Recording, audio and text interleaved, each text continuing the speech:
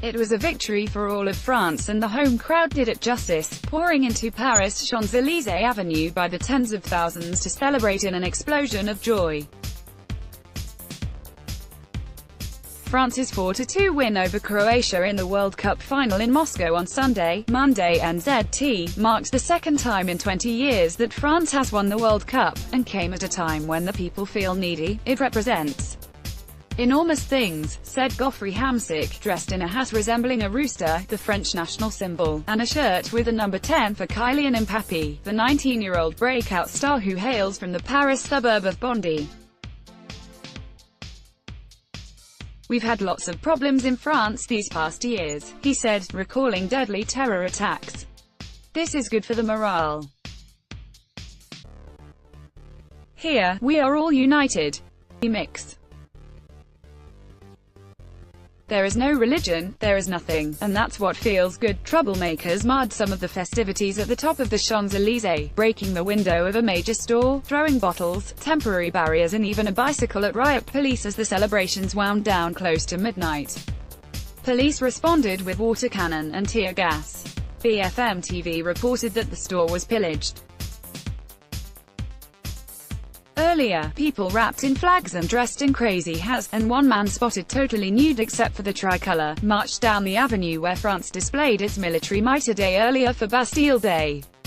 Revelers set off smoke bombs in the national colours, blue, white and red, obscuring Napoleon's triumphal arch. People climbed atop every newspaper kiosk and bus stop in the area to wave flags and lead the crowds below in cheers. The national anthem, the Marseillaise, rang out, cars honked horns and cherry bombs cracks. A young man sprayed a fire extinguisher on the crowd on a late hot afternoon. Hundreds of police in riot gear were discreetly lined up on side streets to monitor revelers. Typically, celebrations in France end up with some broken shop windows and other destruction, and this was no exception. Tear gas was lobbed at one point on the Champs-Elysees. About 4,000 police watched over the fan zone, packed to its 90,000 capacity, during the match, then moved to the Champs-Elysees and neighboring streets. As night fell, the Eiffel Tower flashed 1998 to 2018 to mark France's 2 World Cup titles. The Arc de Triomphe was awash in the national colours, lit with a rooster, the faces of the winning team and the words, "Proud to be blue," or French. The celebrations were spread across the nation. For all the crazy antics, and some revelers who got out of control, a sense of patriotism and unity was almost visceral. Antoine Griezmann, the France striker who scored one of the goals on Sunday, Monday NZT, told a news conference 2 days before the final, televised on BFM TV, that pride in country is in short supply. "We say it's a little. We should be proud to be French," Griezmann said. Mahmoud Barassi was among those taking a longer-term view, and he had some sobering thoughts about France's run to the title and the festivities it has sparked.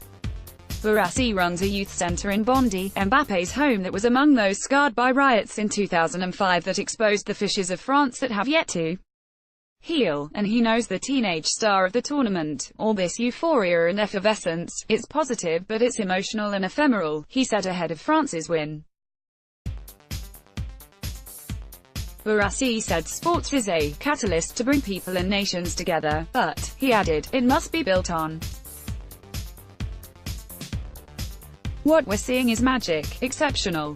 But what are we going to do with it tomorrow? That is a question for President Emmanuel Macron, who was in Moscow celebrating with the team on Victory Night, and will receive the squad more formally on Monday at the presidential Élysée Palace." Revelers celebrated the moment. "We're happy. It took 20 years. It's the pride of the nation. It unites everyone. It federates," Frédérique Pourquet said as she and her friend left the Champs-Elysees. "The win shows that the French people are consolidated and the work of all France," said Omar Bzi. Haja Magnoui, of Asnières, north of Paris, said, "It's a way to bring the French people together, and also the world," app promoted stories recommended by